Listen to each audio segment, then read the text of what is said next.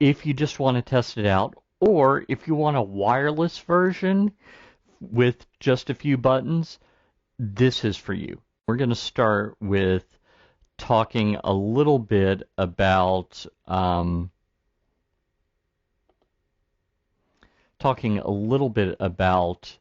the software we need to pull this off, and all of it's free. So here we are, and we'll come back to this one. I meant to click it over there, but first thing we're going to need to do is go to elgato.com and the downloads link here.